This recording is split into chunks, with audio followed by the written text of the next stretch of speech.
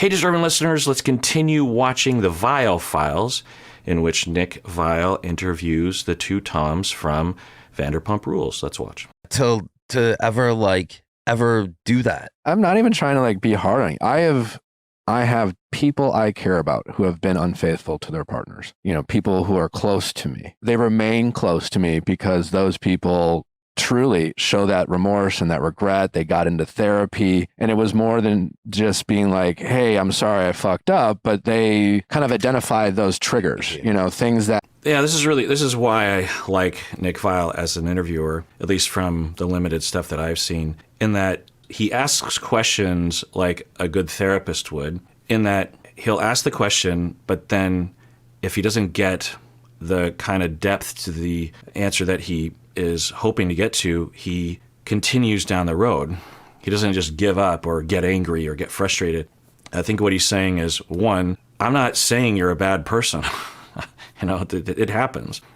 He's also leading into, and I've talked with them, and so what they show me when I ask them these questions is a lot of self-reflection and a lot of deepening of the remorse, right? That's a good thing. Not only is it fair, but it helps them to understand their behavior so they won't do it again. What I don't hear is people just saying, well, I did it and I'm never going to do it again. So he's asking that question.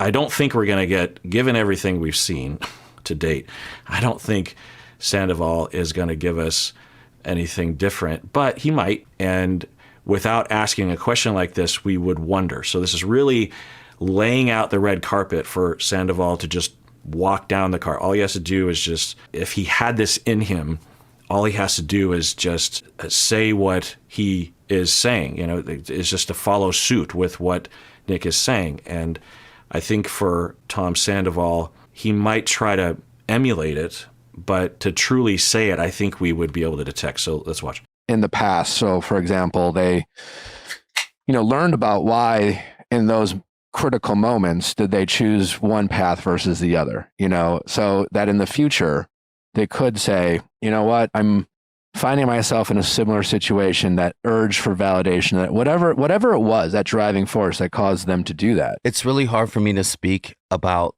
this with Ariana because I don't want to dishonor her, but there are a lot of things that was going on with our relationship. Yeah, I didn't think it would be this bad.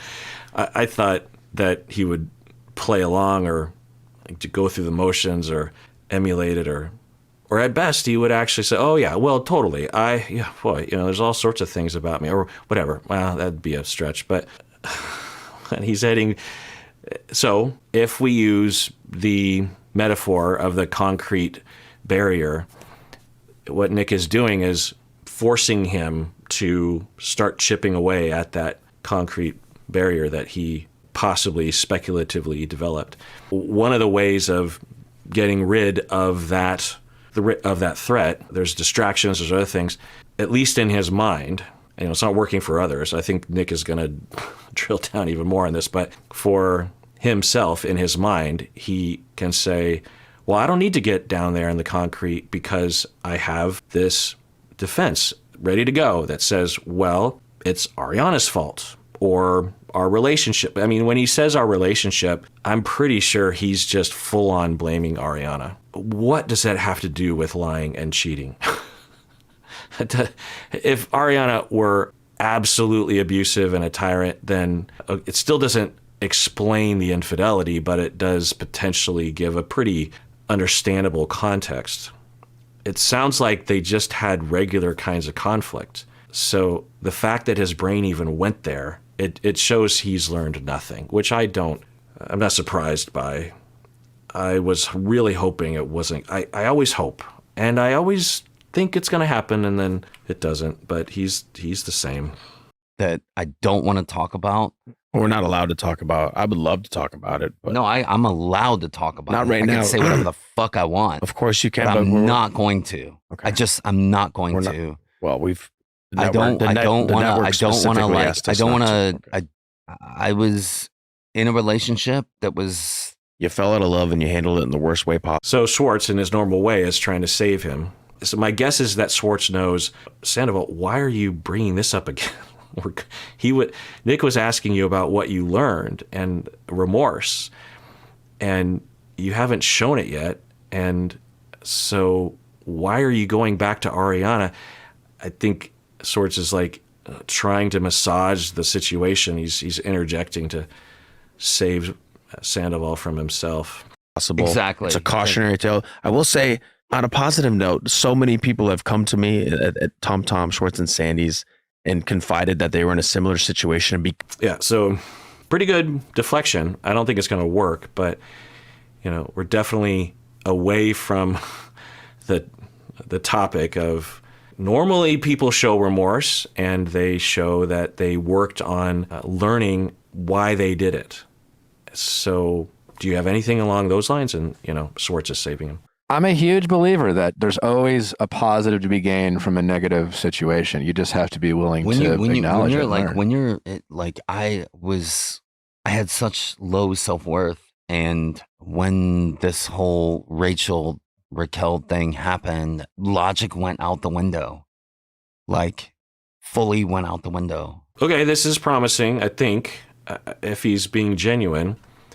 This is at least in the direction of self-awareness and explaining the context of his personality and why he would make thousands of choices to lie and cheat. He's saying his self-worth was so low, but I always hope and expect and see things in a good light, but I just reminded myself that I think he said this before, and it was later realized that what he's saying is Ariana made my self-worth so low, and so I had no choice but to do what I did. Well, let's see what he says. I was a slave to my emotions in that aspect, and I couldn't. That's the big question, right? Because in the future, at some point, you will be in a situation where you... Yeah, this is great. Nick, it's a sharp mind. So okay, yeah, that's great. At some point in the future, you will be faced with this again. Now, I'm thinking that Sandoval is going to say, well, what he'll think, it's hard to say what he'll say, but what he'll think is, well, I'm never going to be in a relationship with a tyrant like Ariana, so everything's going to be fine. You might be a slave to your emotions again. That's the big question. The next time you feel that. Yeah, am I gonna do it again? I've never experienced that overwhelming feeling that I had at that time. And in a 9-year, Nick, have you ever? So I don't know if I'm just looking at everything negatively, but there's a lot of interpretations of what he's saying. But in terms of my bias, I suppose, I think what he was just saying was I had never felt that much love, that much intense love as I felt with Raquel. Okay, it's a separate issue than deciding to lie and cheat for months. And when I say months, it's every day, every second that ticked on the clock from the morning he woke, because you could say, well, he's really drunk the night before, still bad, but as soon as you wake up the next day, until he was caught, he made a conscious choice to lie by omission and to continue having the affair, Those are choices. Okay, you were in love, but that doesn't say anything about choosing to lie by omission, and choosing not to face it. He didn't face it. He's saying, well, I'll face it in the future. Well, okay, but you could have faced it. Why didn't you face it? It wasn't a choice. It's not like he after the affair came out, it was like, oh, I get it. I could have actually not done all of those. I didn't know that. I thought that was the only way to do things. Okay, duly noted. Note to self, don't do those thousands of things that I did. Problem solved. What's your longest relationship? 8 years. 8 years? Mm-hmm. Okay. I don't know what to say, man. Again, I don't know if I'm just negatively biased, but I think he was going down some line of thinking that at first seemed like a pretty good point to make, and then he ran into the end of his point and knew that, oh, this is probably going to get me in trouble, so I'm just going to abort the mission and just jump ship at this time. So I don't know, man. I really don't. Well, in your defense, And then he turns to Schwartz, who always saves him, apparently, or frequently does. And Schwartz is going to do his part in their relationship. Let's see what he does. since you've had to talk about it so much, your mind probably goes blank at this point. It's just like, Yeah. I think you're, listen, by the way, I'm not here to be a Sandoval apologist. Okay, so Schwartz is saying, well, you probably have to talk about it so much your mind goes blank. No. If you talk about it a lot and you've thought about it a lot, you would have a list in your mind of things that were pretty solid in your head because you talk about it a lot and think about it a lot. Your mind doesn't go blank about things that you know very well. So Schwartz is saying that. And then he says, look, I just want to be clear, I'm not a Sandoval apologist. He says that a lot. And I think this is his way of trying to make sure that he doesn't get in trouble. And also maybe some wisdom and altruism and compassion for who Sandoval has harmed by saying, look, I'm not excusing what he did. What he did was wrong, so let's see what he says. Apologist. I'm very critical of him. People don't see that on the show, Tom. Yes. Yeah. And we have great conversations, like one-on-one behind closed doors. You say all the right things, and then sometimes on a public forum, you have a tendency to. And I could see that. He's talked about that before. It might sound strange to people because you think, well, if you're hard on him away from the camera, then couldn't you also be hard on him in front of the camera? What's the difference? He's worried about hanging Sandoval to dry or ruining his career. They're in business together, so there's that. But also, very briefly, codependency is misunderstood on the internet often, and the real definition is that it's overfunctioning. And there's a lot of different ways of overfunctioning, and it's often a result of having been parentified or been forced to grow up too fast when you were young, and having a role where you actually solve other people's problems when you're 10 years old, and you get a lot of love for that, and you also have to submerge your own needs and your own personality, and you're very focused on other people. And then if he has a dose of that, Schwartz, if he has a dose of that, then on camera, he would be primarily concerned with helping to put out fires around Sandoval and also preserving his career and preserving his image, right? Behind closed doors, though, those things wouldn't be at stake, and so he might actually be quite angry and pointed about things, maybe even really mean. But it's also possible that he puts a lot of effort into trying to guide Sandoval, and that would be another example of being overly focused on other people, excusing other people, and really needing. So for the overfunctioner, for the codependent, if they don't have awareness or recovery under their belt, they need an underfunctioner. If they don't have an underfunctioner, they feel like they have nothing to do and no worth. They get all of their worth, because that was what was told to them when they were young, for fixing an underfunctioner's problems and putting out their fires. Strangely, in a lot of situations, consciously they want the underfunctioner to stop underfunctioning and start acting responsible and changing. But subconsciously, they don't want that, because then the underfunctioner would be on their own, and maybe they'd still be in a relationship, but then the overfunctioner would have no role, have no purpose. So subconsciously, they often will sabotage. So behind closed doors, it's possible that Schwartz is really talking with him a lot, consciously trying to help him not underfunction, but there could be another part of him that actually will do things to keep it in place, make excuses for him, or help Sandoval avoid facing things. I don't know. Get defensive. Yeah, that's it. You have a tendency to get a little defensive, but like I know as a dear friend of yours, you regret everything you did on a deep fucking level. Okay, it's possible that when he's on camera, Sandoval has a different approach or a different mindset. But I will say, in terms of what I've seen, there's evidence that he has difficult feelings, distress around everything that had happened. Because if he really felt deep remorse, there would have been, in all likelihood, not necessarily, but in all likelihood, there would have been something different. There would have been a different story during the time while he was having the affair.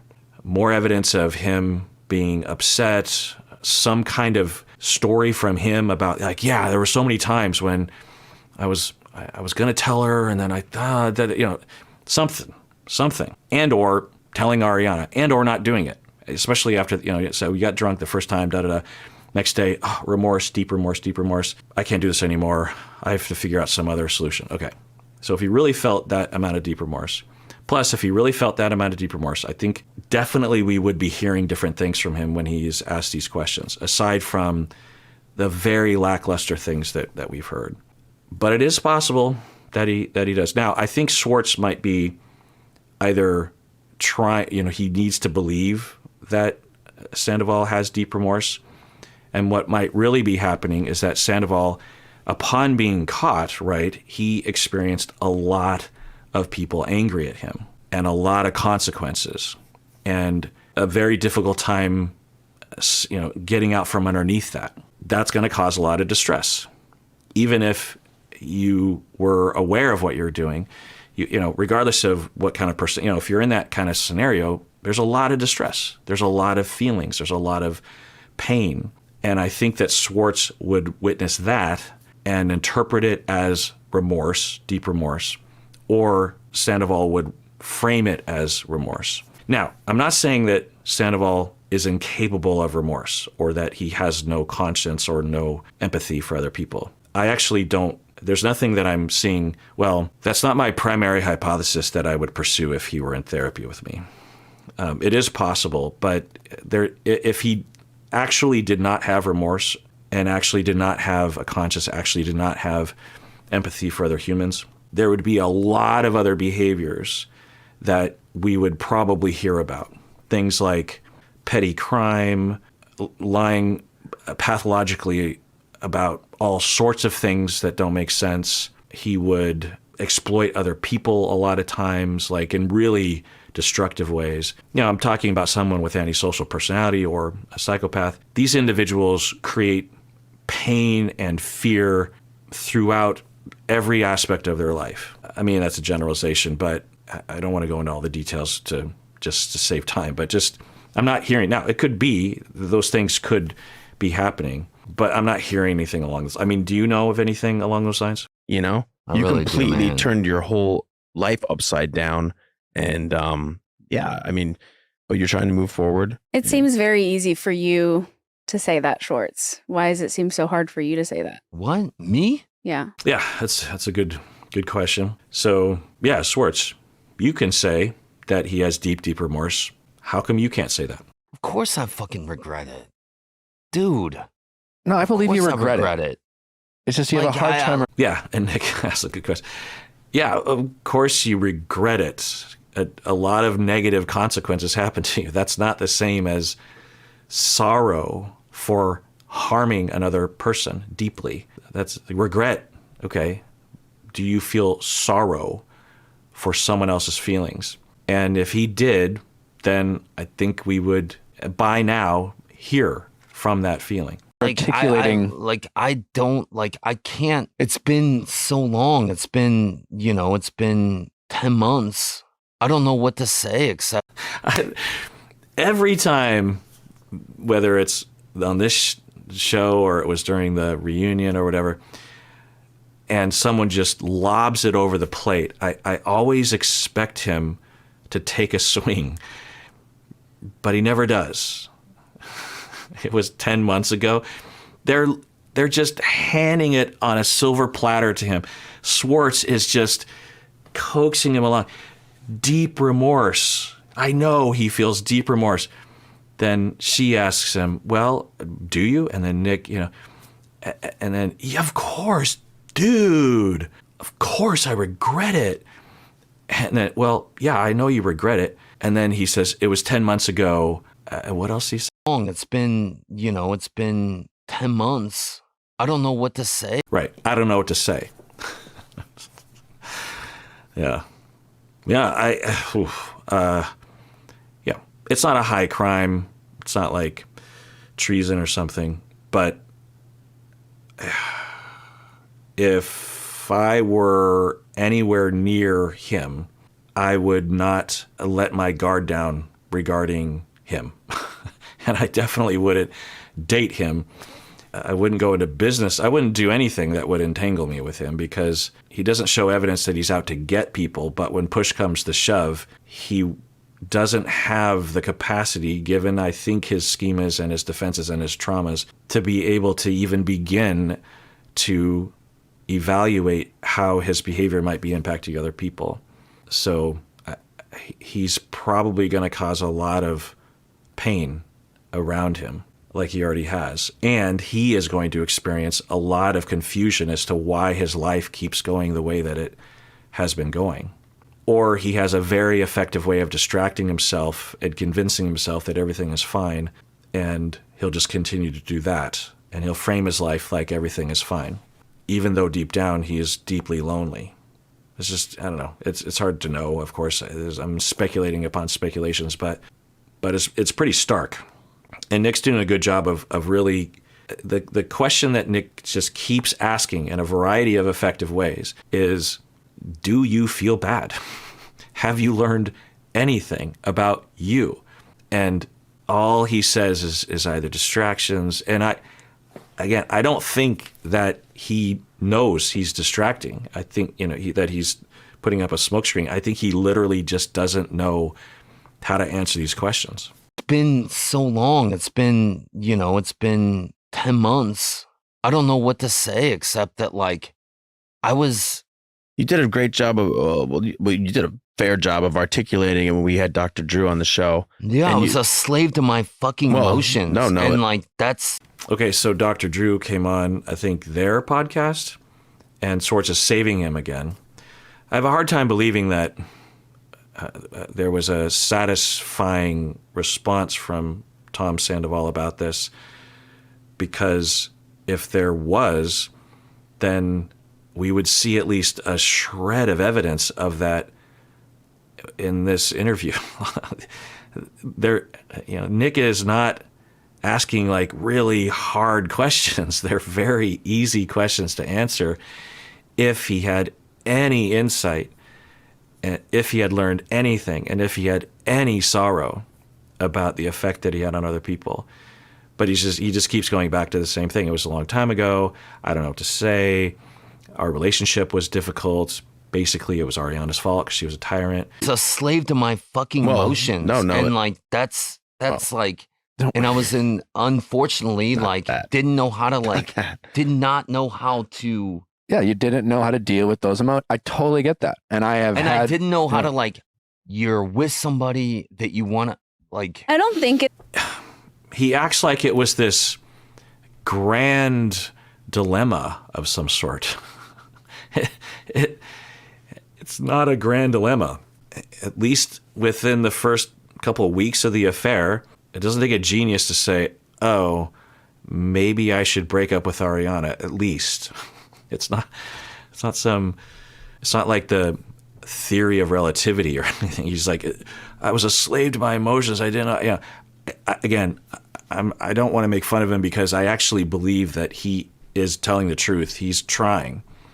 But because of his traumas and his schemas and his defenses, he is at a loss. And he feels the judgment and the blame, and he's trying to hold on. If there's one thing that we could hold him responsible for is he working on it? I'm not hearing evidence of that. If he's not in therapy, which it doesn't sound, it would seem like that would be something that he would bring up in this moment. And just being in therapy doesn't mean that he's on the mend. It would take a specific kind of therapist to actually help him with what I think he needs help with. So there's that. But if he at least is trying to recover, then we would say, well, okay, people have their traumas and they manifest like this. It doesn't say that he's not to blame for the behavior. He still is, but there are understandable reasons as to why his personality would operate this way. But if he doesn't have anything like that, then I think it is fair to judge him. All right, well, that does it for that episode. Tune in next time when I continue watching. And everyone out there, please take care of yourself because you deserve it. You really, really do.